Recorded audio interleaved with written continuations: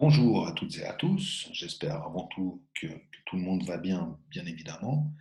Je vous souhaite la bienvenue à cette première séance de chimie à distance, séance qui traitera de la fin de notre chapitre 6 consacré aux mélanges. Les mélanges sont donc des substances constituées de plus d'une espèce chimique. Et l'on distingue de grandes catégories de mélanges. D'une part, les mélanges homogènes, qui présentent une seule phase visible, qu'ils soient solides, liquides ou gazeuses, et des mélanges hétérogènes, qui présentent plus d'une phase visible. Alors, les mélanges hétérogènes se distinguent en deux sous-catégories. D'une part, les mélanges hétérogènes simples, lorsque l'on voit clairement à l'œil nu les différents constituants d'un mélange, et les dispersions qui sont des cas, je dirais, intermédiaires, lorsque l'on ne voit pas clairement les différents constituants d'un mélange, mais le mélange hétérogène est observé par la présence, par exemple, d'un trouble dans une solution ou même d'une opacité, si on prend par exemple euh, le lait. Il y a un mélange qui nous intéresse tout particulièrement en chimie, c'est le mélange homogène liquide que l'on appelle la solution. Alors la solution est typiquement constituée d'un solvant, qui est l'espèce majoritaire, liquide, et d'un soluté, qui est l'espèce minoritaire, dissous dans le solvant. Une notion qui sera tout particulièrement importante pour la suite, c'est la notion de solubilité, c'est-à-dire la quantité maximale de soluté que l'on peut dissoudre dans le solvant. De manière générale, on exprime la solubilité en grammes de soluté dissous par litre de solution. Cette solubilité dépend évidemment de différents paramètres, comme la température, comme la pression pour les solutés gazeux, mais elle dépend avant tout de l'affinité du solvant et du soluté, c'est-à-dire de l'affinité qu'ils ont l'un pour l'autre. En ce qui concerne l'affinité, il s'agit tout particulièrement de la polarité. Et on va suivre la règle qui se ressemble s'assemble, c'est-à-dire qu'une espèce chimique polaire sera soluble dans un solvant polaire et qu'une espèce chimique apolaire sera soluble dans un solvant apolaire. Si je prends par exemple le sucre, qui est polaire, le sucre est soluble dans de l'eau, solvant polaire, et n'est pas soluble dans de l'huile, par exemple, qui est apolaire. Cette notion, excusez-moi, cette notion de solubilité va être particulièrement importante pour comprendre le principe de différentes méthodes de séparation que l'on va traiter par la suite. Alors, les méthodes de séparation, nous en avons déjà vu au cours, nous avons pu en expérimenter aux travaux pratiques. Alors, nous avions parlé typiquement de la filtration qui permet de séparer un mélange hétérogène solide-liquide, de la sédimentation ou centrifugation qui permet également de séparer les constituants d'un mélange hétérogène solide-liquide. Et nous avions parlé de la décantation qui est une méthode qui nous permet de, excusez-moi, de séparer deux phases liquides non miscibles. Nous utilisons pour la décantation cet instrument que l'on appelle une ampoule à décanter.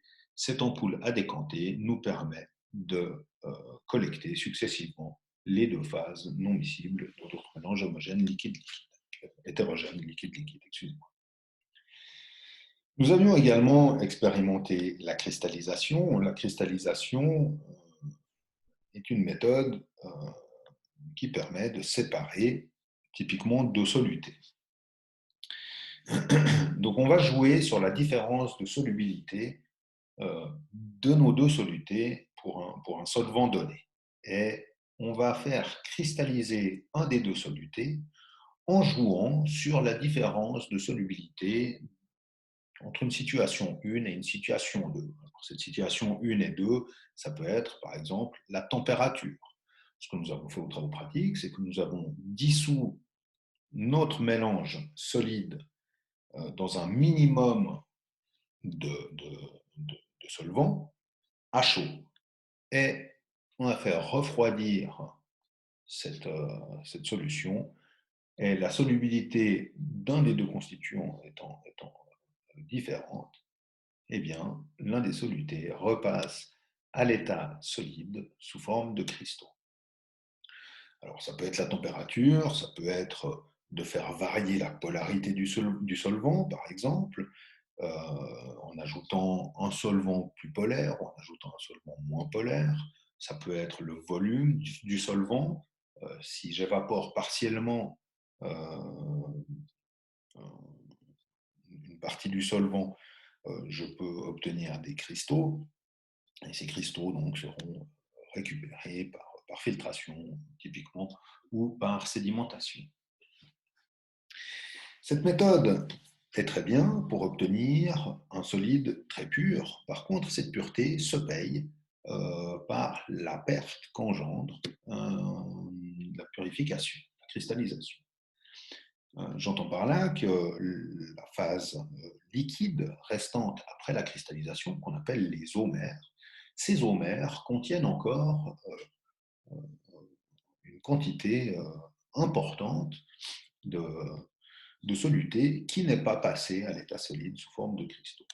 On pourrait récupérer les eaux-mers, évaporer les eaux-mers, recristalliser le résidu, mais chaque étape de recristallisation va nous donner des cristaux de moins en moins purs. Encore une fois, je vous ai déjà parlé de cet équilibre entre la quantité purifiée et la pureté obtenue. Eh bien, si j'en veux plus, j'aurai une pureté qui sera moindre. Voilà donc où nous en étions restés et ce que nous avions expérimenté. Alors, ce que nous aurions dû voir aux travaux pratiques comme autre méthode de séparation, c'est une méthode qui permet de séparer un mélange homogène liquide-liquide. Cette méthode, c'est ce qu'on appelle la distillation. Vous pouvez bien l'imaginer, lorsqu'on a un mélange liquide-liquide, ces liquides sont miscibles et il n'y a pas énormément de méthodes pour pouvoir séparer un tel mélange, va jouer sur la différence du point d'ébullition des deux liquides. Si je prends ici dans un ballon mon mélange homogène liquide-liquide et que je porte à ébullition, en l'occurrence ici avec ce dispositif qu'on appelle une calotte chauffante. Je vais donc former des vapeurs. Ces vapeurs seront essentiellement constituées du liquide le plus volatile. Ce que j'appelle volatile, c'est qui a le plus bas point d'ébullition. Puisqu'il bout à une température moindre, ces vapeurs seront donc essentiellement constituées du liquide le plus volatile. Ces vapeurs vont ensuite passer ici dans un réfrigérant. Un réfrigérant, c'est un dispositif qui présente deux tubes concentriques. Le tube intérieur, c'est le tube dans lequel passent les vapeurs. Et le tube extérieur, c'est un tube parcouru par un système de refroidissement, typiquement de l'eau froide. Donc, quand les vapeurs chaudes vont entrer en contact avec le réfrigérant froid, eh bien, les vapeurs vont liquéfier et on va donc récupérer de l'autre côté notre liquide que l'on appelle le filtrat et qui sera essentiellement constitué du liquide le plus volatile. Donc nous aurions dû effectuer cette expérience avec le vin rouge, donc du vin rouge ici dans un ballon que l'on chauffe et on va obtenir essentiellement des vapeurs d'éthanol. L'éthanol a un point d'ébullition à 78 degrés Celsius et l'eau à 100 degrés Celsius, donc les vapeurs seront essentiellement constituées d'éthanol. L'éthanol va entrer, les vapeurs d'éthanol vont entrer en contact avec le réfrigérant, liquéfier, et on va récupérer de l'autre côté le filtrat essentiellement constitué d'éthanol. Maintenant, il y a une chose que je n'ai pas dite, c'est qu'on a ici toujours un thermomètre pour contrôler la température des vapeurs. Alors pourquoi est-ce qu'on veut contrôler la température des vapeurs? Bien, au début, je vais évaporer beaucoup d'éthanol et donc j'aurai essentiellement de l'éthanol et mon thermomètre va indiquer une température de 78 degrés. Mais plus je distille d'éthanol, moins il m'en reste dans mon ballon, et plus les vapeurs seront constituées d'eau. Et donc la température des vapeurs va augmenter, augmenter, augmenter, jusqu'à atteindre la température d'ébullition de l'eau. Alors encore une fois, on se retrouve confronté à un choix. Est-ce qu'on veut obtenir, est-ce qu'on veut séparer l'éthanol de manière à ce qu'il soit plus pur, ou est-ce que l'on veut obtenir un maximum d'éthanol pur, disons, enrichi? Si j'arrête la distillation très rapidement, j'aurai très peu d'éthanol, mais il sera très pur. Et plus je poursuis la distillation, plus mon filtrat va s'enrichir en eau. Alors évidemment, on pourrait envisager reprendre le filtrat et le redistiller, faire plusieurs distillations successives. C'est une possibilité. Une autre possibilité, c'est d'utiliser ce que l'on appelle une distillation fractionnée, ou alors ce qu'on appelle également une rectification. Quand on dit de l'alcool rectifié, par exemple, c'est une distillation qui présente ici une grande colonne qui va séparer de manière plus efficace les constituants de mon liquide homogène, liquide-liquide.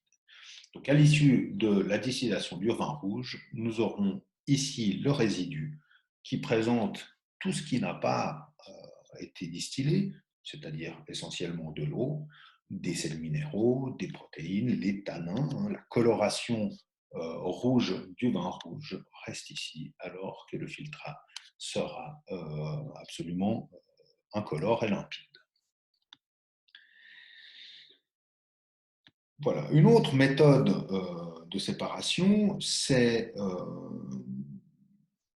une méthode de séparation qui nous permet de séparer un mélange solide-liquide, typiquement de l'eau salée par exemple, c'est l'évaporation. Donc, cette méthode consiste à évaporer la totalité du solvant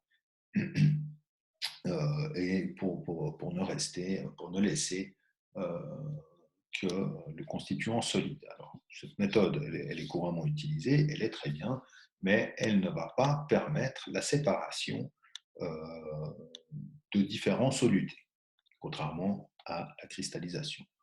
J'entends par là que si nous évaporons de l'eau salée, eh bien, il va nous rester du sel au fond de notre bécher. Maintenant, si j'ai un autre constituant, par exemple du sucre, j'évapore l'eau, et le sucre et le sel ne seront pas séparés et vont rester au fond du bécher. Mais c'est une méthode que l'on emploie couramment. Voilà. Une autre méthode que je voulais vous présenter, c'est la chromatographie. La chromatographie, c'est une méthode qui va nous permettre de séparer deux solutés, qu'ils soient solides ou liquides. La chromatographie joue sur la différence d'affinité des deux constituants de notre mélange pour une phase solide et une phase liquide. Je vous explique le principe. Nous allons déposer notre mélange en tête d'une phase stationnaire, c'est-à-dire d'une phase solide. Dans notre cas, c'est une colonne qui peut être remplie, par exemple, de silice, c'est-à-dire du sable très très fin. Et à travers cette colonne, nous allons faire parcourir une phase mobile, un fluide. Dans notre cas, ici, c'est un liquide, mais il existe aussi des chromatographies en phase gazeuse. Donc, on peut utiliser n'importe quel fluide. Ce fluide va donc traverser la phase stationnaire. On va faire couler notre liquide à travers notre colonne de silice. En passant à travers la colonne, le liquide va plus ou moins emporter avec lui les constituants d'un mélange. C'est-à-dire que si notre solvant est polaire, il va plus emporter avec lui les espèces polaires. Si notre solvant, notre phase mobile est apolaire, elle va plus entraîner les constituants du mélange apolaire. Alors, on fait passer certains volumes de cette phase mobile à travers cette phase stationnaire. Et vous voyez ici que les constituants de notre mélange vert commencent à se séparer en bleu et en jaune. On continue encore et encore de faire passer notre phase mobile à travers notre phase stationnaire. Et l'on voit qu'ici, nous avons séparé les deux constituants du mélange parce qu'ils n'ont pas la même affinité ni pour la phase stationnaire, ni pour la phase mobile, et sont plus ou moins emportés avec la phase, excusez-moi, avec la phase mobile. Cette colonne va ensuite nous permettre de collecter successivement les deux constituants d'un mélange. D'abord, on prend un bécher ici avec le constituant jaune. Il nous suffira après de collecter le constituant bleu. Nous aurons séparé les deux constituants de notre mélange.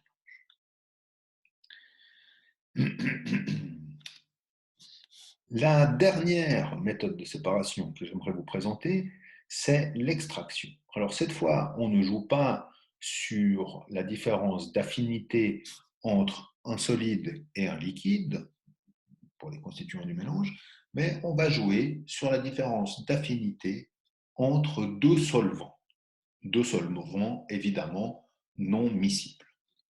Alors si je prends ici, dans une ampoule à décanter, nous avons ici deux solutés dissous dans un solvant. Et on va ajouter un autre solvant, un solvant qui est non miscible évidemment avec le premier solvant. Typiquement, ce solvant est peut-être de l'eau et ce solvant est peut-être du cyclohexane. L'eau étant polaire, le cyclohexane étant apolaire, ne se mélangent pas.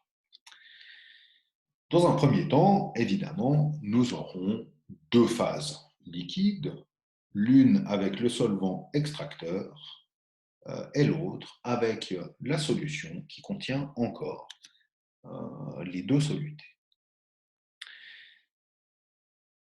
Le principe de l'extraction consiste à prendre cette ampoule à décanter, à poser un bouchon dessus, évidemment, et la secouer vigoureusement, de manière à faire rentrer en contact les solutés avec le solvant extracteur. Et comme on joue sur la différence d'affinité des deux solutés pour les deux solvants, eh bien, l'un des solvants va se charger de l'un des solutés. C'est-à-dire qu'il va emporter, qu'il va dissoudre l'espèce, en l'occurrence, l'espèce la plus apolaire, la moins polaire. Nous allons donc laisser décanter ce mélange hétérogène liquide-liquide et grâce à l'ampoule à décanter, nous pourrons récupérer successivement le premier solvant qui contient un des solutés, puis le deuxième solvant qui contient le deuxième soluté. Donc voilà les différentes méthodes que je voulais vous présenter. Je vous propose un petit exercice, puisque nous n'avons pas pu le faire. Nous voulons séparer les constituants du vin rouge. On part du principe que le vin rouge contient de l'eau, de l'éthanol, des sels minéraux et un dépôt solide, comme c'est parfois le cas dans les vieux vins rouges. Je vous propose de me présenter une démarche en 3 étapes pour isoler chacune de ces substances. Je vous donnerai bien évidemment le corrigé de cet exercice lors de notre prochaine séance. Voilà, je vous souhaite une bonne fin de journée, je vous souhaite tout le bon pour la suite et je reviendrai avec la suite de notre programme tout prochainement. Merci, au revoir à toutes et à tous.